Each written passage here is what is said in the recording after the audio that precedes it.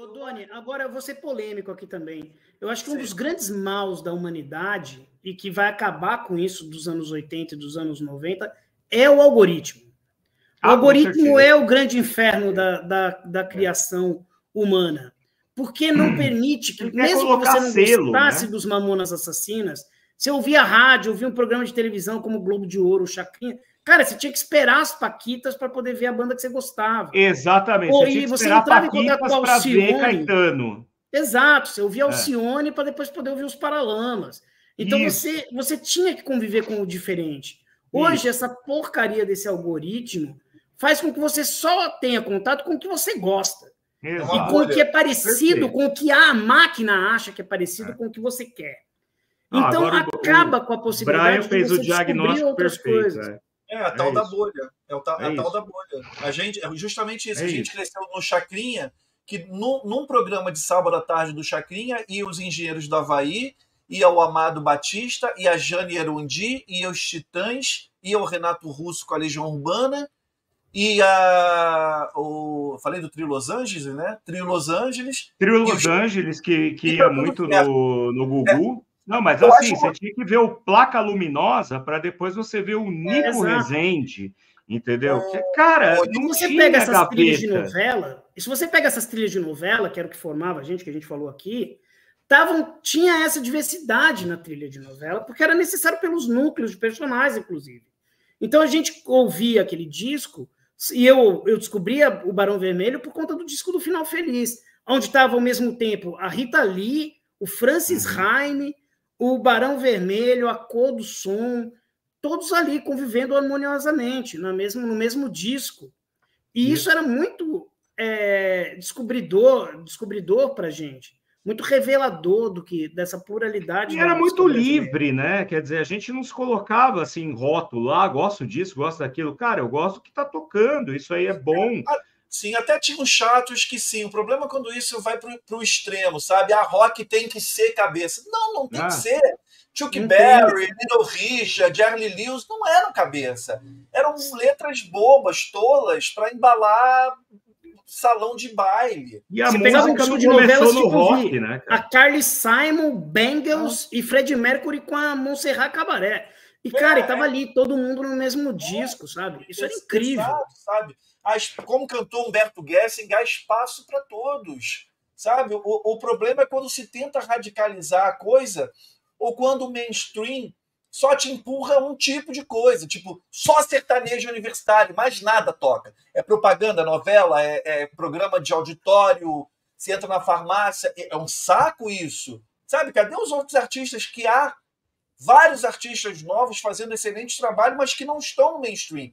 Aí nego falar, você não pode fechar. Eu não me fecho, eu recebo muito material de assessoria de imprensa, de artistas novos, e procuro ouvir quando eu gosto, eu comento, eu faço uma postagem e tudo. Só que assim, o brasileiro, o ser humano talvez, é preguiçoso. Ele só vai no que está sendo oferecido para ele. É o que está tocando no rádio. É isso também, Sal. Aí o polêmico de novo, vou dizer o seguinte: o grande mal também é que a música virou commodity. Você tem essa figura hoje do investidor, que é uma coisa surreal. Que para mim, investidor tinha lá na Bolsa de Valores nos anos 80. Que no caso depois passa a ter no futebol, que acaba com o futebol, e depois vai ter agora na música. E que no caso da música está muito atrelado ao sertanejo universitário, ao agro, né? Então a gente tem uma avalanche de dinheiro sendo investido em alguns artistas que são produtos, né? E que eles muitas vezes não sabem que são produtos, logo descobrem, mas tudo bem, uma vez produto, sempre produto. Não que nunca tenha havido isso, né? O jabá, por exemplo, é algo milenar, né? Não, a gente tinha pouquíssimas emissoras de TV, poucas rádios, poucas gravadoras. Essa pluralidade fazia bem. O Sobrosa falou assim, a música sempre foi um negócio. Sim, a música, quando gravada, quando lançada como produto, sim, porque a gravadora precisava lucrar, óbvio, né? Mas o que a gente está falando isso é que antigamente tinha um lado mais romântico. sabe?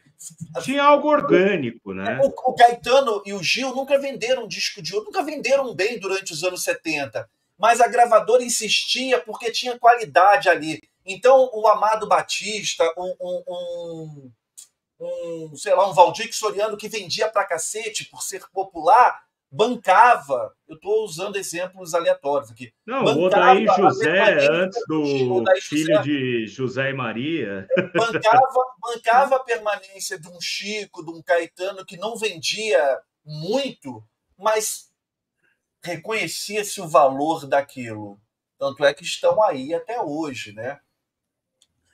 O investimento na banda dos anos 80 foi muito bom para as gravadoras, que houve uma mudança de pensamento ali das gravadoras, que realmente se tornou essa coisa louca de música tipo linha de montagem. Foi no final da década de 70 para os anos 80. Tanto é que o investimento em bandas foi muito lucrativo para as gravadoras, porque elas não precisavam pagar os músicos. Você gravar uma Bethânia, um Roberto Carlos, era caro pra cacete. O que você tinha que contratar? O baixista, o tecladista, o arranjador e não sei o quê, bababá. Horas e horas de estudo. A banda já vinha pronta.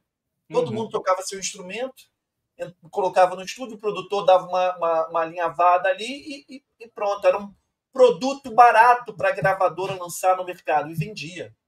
E vendia muito bem, né? Exato. E não tinha essa porcaria desse algoritmo, de novo, né? Não tinha essa porcaria desse algoritmo. Porque é isso, começa a ter série, você tinha mais liberdade de criação, de descoberta, você tinha tempo para ir à praia, para ficar lá no arpoador, nas dunas do Barato, nas dunas da Gal, onde as coisas eram gestadas, as pessoas se encontravam, elas falavam bobagem. Enfim, você tinha mais tempo, você não tinha essa coisa frenética de ficar correndo contra o tempo, sabe? As frenéticas, maravilhosas. Exato. Você não tinha essa coisa do algoritmo te dando o que ele acha que você quer. Né? A gente não é máquina, né? A gente é baseado muito nas descobertas também, na surpresa, enfim. E aí a gente acaba criando um sistema muito complexo, muito perigoso, eu acho, de que você só vão te oferecer o que você quer, né? E aí vira uma coisa acaba muito com a descoberta, acaba muito com a possibilidade de mistura, que é uma coisa muito importante, né? É de você misturar coisas aparentemente muito diferentes para gerar uma outra. Sim. E era isso que acontecia, as pessoas se encontravam, as pessoas se conheciam, elas trocavam discos, elas trocavam namorados, elas trocavam livros, elas trocavam tudo. E a partir disso é que surgiam os novos artistas, as novas ideias eram pensadas coletivamente. Enfim, isso é que acaba. Porque agora ou você tem que pertencer, como você falou, a uma bolha, uma caixinha específica, e você tem que se encaixar nisso, e o algoritmo vai te dar dentro da caixinha que você está. Então, acaba muito essa possibilidade de você fugir. Por isso que a gente acaba vendo muita coisa muito repetida. Por isso, porque acaba a possibilidade de mistura. A gente é baseado em mistura. Nós três trabalhamos com pesquisa, e pesquisa nada mais é do que mistura. É você relacionar coisas que aparentemente são antagônicas e as quais você vai buscar um sentido nelas. Então, esse é o perigo. Quando você começa a ter esse algoritmo te dando só o que ele acha que você quer, você acaba com essa possibilidade de escapar disso e de buscar misturar coisas aparentemente muito distintas, muito antagônicas. Perfeito. Perfeito. Brian, além de jornalista, escritor e pesquisador, é músico também? Você toca? Nada, nem campainha. Eu tenho uma história que eu fui expulso da aula de violão. O professor chamou minha mãe e falou: minha senhora, a senhora vai estar gastando dinheiro à toa aí, seu filho não tem o menor dom para tocar. E aí, por isso que eu resolvi escrever sobre isso, né? Eu passei minha vida dedicada em boa parte à música, música, televisão, enfim, porque eu não toco nada. Me identifico. Eu gosto, mas não tenho talento para tal. Doni é músico? Não sei. Não, eu arranho o violão, sabe a música do Dominó, né? Até que eu arranho um violão, eu gosto dela, é um avião. O que eu queria perguntar para vocês agora, vocês podiam alegar para mim, não sou músico, não quero opinar, mas a gente pode opinar porque a gente gosta muito de música. O que vocês acham, levando agora, fazendo um link lá para o início da fala do Brian, aqui na live, né, sobre a década perdida e tal, vocês consideram que a qualidade, não estou levando nem das músicas, tá? A qualidade das letras de muitas bandas que perduram aí até hoje, né? Essas canções, a obra que passou para a história, né? Tô falando de Cazuza, tô falando de Renato Russo, tô falando de Humberto, de Herbert Viana e tal, de Arnaldo Antunes. Vocês acham que a época foi propícia para o surgimento de canções mais politizadas, mais cabeças, e agora não há momento para isso? Porque eu acho que a gente vive um momento tão, ou mais até, sombrio do que ali nos anos 80, né, com essa coisa do fascismo, da extrema-direita e tudo. E como me faz... Eu sou saudosista, desculpa. Como me faz falta ouvir uma música de um Gonzaguinha, de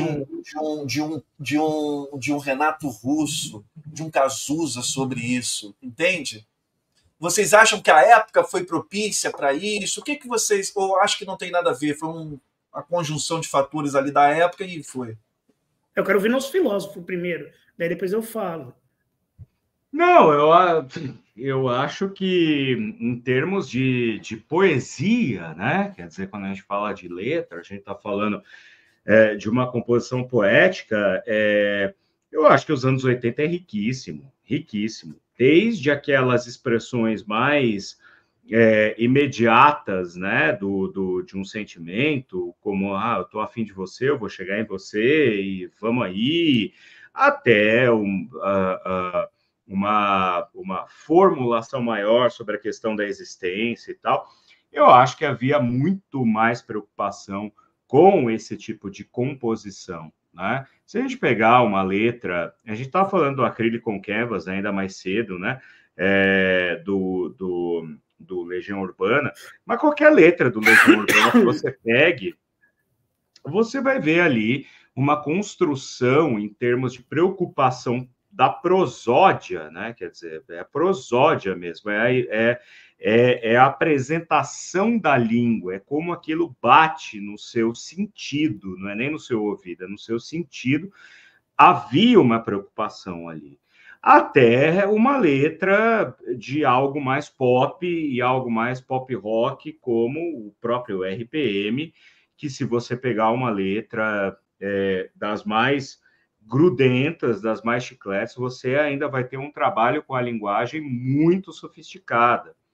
Acho que hoje, né, se a gente pegar a música como é hoje, ela está muito mais calcada em cima da repetição do ritmo, porque é aquela coisa que vai te colocar numa espécie de transe, né? E aí você entra naquele transe e você só repete o movimento.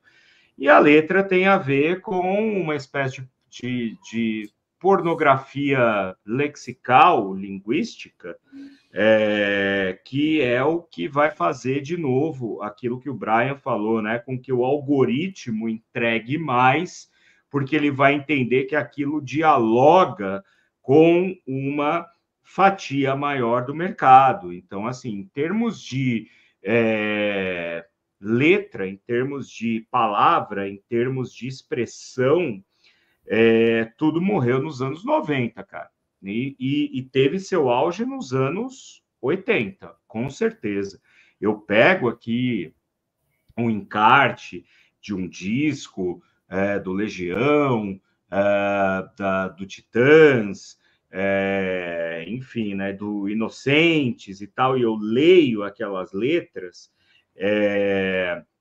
você fala, cara, os caras tinham uma melodia para poder preencher com uma expressão ali em cima, e os caras fizeram questão de trabalhar essa construção linguística com esmero em cima da melodia. Não é algo simplesmente para você preencher e dizer, olha, estou aqui cantando. É muito diferente. Mas eu acho que isso tudo tem a ver também com essa própria efemeridade das coisas, né? Hoje em dia tudo tem que ser muito rápido. E quando eu digo hoje em dia, eu estou falando de 20 anos atrás. Assim, nos últimos 20 anos, a coisa vem se transformando em algo que tem que ser cada vez mais rápido, mais palatável, mais assimilável, que é para dar menos trabalho e a gente passar para o próximo, né? Então, outra característica é que a música dos anos 80, e no nosso caso aqui, né, da questão do rock, a questão da música pop dos anos 80, que acabou sendo perdido por uma demanda meramente mercadológica, porque o mercado, ele quer transformar você num zumbi consumidor. Então, não espere do mercado que ele vá trazer a você algo que vá lhe edificar intelectualmente, né? Espere do mercado que ele vá diminuir, quer dizer, reduzir cada vez mais a expressão para que você vire um mero consumidor. Não sei se o Brian concorda comigo, não sei se o Sal concorda comigo, mas eu vejo dessa maneira. Eu acho que a gente perdeu muito em termos de...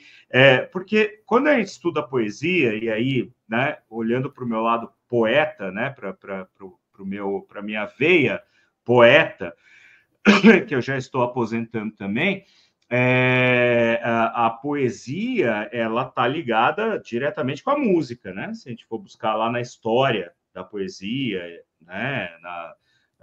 No trovadorismo e tal, então tem sempre uma aderência entre a métrica da música e a melodia, exatamente. Feito. Hoje em dia a gente não pode nem dizer mais isso, mas nos anos 80 a gente tinha isso. Tinha essa preocupação, né? Sem dúvida.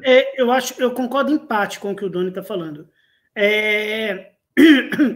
Eu, durante a pandemia, fiz um curso maravilhoso. Aliás, eu não sou músico, mas eu fiz um curso maravilhoso de composição com o Leone. Um curso online, no meio da pandemia ali, muito angustiado e tal. Eu fui procurando alguns cursos para fazer. Encontrei esse curso do Leone, que eu conheço há muitos anos, né? E me diverti horrores. Adorei o curso dele. Então, se ele estiver ainda fazendo esse curso, eu recomendo para as pessoas fortemente. Mas eu concordo em parte com o que o Doni está dizendo e estou pensando muito. Se, por um lado, a gente tem essa questão do algoritmo, que faz com que a gente fique cada vez mais estratificado, preso numa bolha, não se permitindo mudar muito, enfim. Por outro lado, é muito sintomático que somos 3 homens brancos de classe média falando sobre os anos 80, porque caracteriza muito os anos 80. Hoje a gente tem uma diversidade muito maior. Nos anos 80, se a gente pensar no rock, o que a gente tinha de pessoas pretas eram os punks da periferia de São Paulo. O punk do Rio de Janeiro foi massacrado, infelizmente. Coquetel Molotov, enfim, não tinha alcance, acesso às emissoras de TV, e não tinha muito alcance, até por conta das coisas ficarem muito presas à Zona Sul e à TV Globo, enfim. Tem sempre o seu lado bom e o seu lado mal das coisas. E aqui em São Paulo você tem essa força muito grande no punk, mas você pensar num artista trans nos anos 80 era uma coisa inimaginável. Você pensar que era um meio extremamente branco, extremamente masculino, extremamente classe média alta. Eu lembro muito do João Gordo, quando eu entrevistei, falando que para ele, quando veio o punk de Brasília, era uma coisa do outro planeta, era uma coisa extremamente absurda. Falar que filho de diplomata era punk. Eles que viviam lá as coisas na periferia, enfim. Então você tem toda a frutificação do movimento hip hop, que eu acho que tem grandes poetas, como Criolo, Emicida, enfim. Você tem a possibilidade hoje da existência de artistas trans, você tem a possibilidade de discussão maior dessa questão de gênero, de raça. Enfim, hoje eu acho que, se por um lado a gente tem essa coisa do algoritmo e dessa força horrível da extrema-direita tentando cercear esses direitos e lutando contra esses artistas porque eles incomodam de fato, eles estão aí incomodando. Então, tanto quanto alguns artistas incomodavam nos anos 80. Então, eu acho que a gente tem também essa questão muito forte de outras questões identitárias sendo discutidas num Brasil contemporâneo e que incomoda muito, e ao qual nós, 3 homens brancos, muitas vezes não conseguimos nos identificar tanto, porque a gente não tem mesmo o tal do lugar de fala. A gente não consegue enxergar tanto isso. Mas, ao mesmo tempo, de novo, acho que o grande perigo, a grande outra face dessa moeda, vamos dizer assim, é o fato de que existe o perigo de que as pessoas fiquem cada vez mais nas suas bolhas sem aceitar a possibilidade de troca e de mistura. E acho que esse é o grande perigo. Esses artistas que eu citei, o Criolo, o Emicida, Marcelo D2, que vem dos anos 90, mas que tem uma força muito grande nos anos 2000, esses artistas pensam de fato nessa possibilidade de mistura, de troca, de intersecção entre universos. Aí colocaria a Maria Gadu também, enfim, a Pablo Vittar. Tem vários artistas aí muito importantes nesse sentido de pensar nessa possibilidade de mistura e de conexão entre diferentes tribos.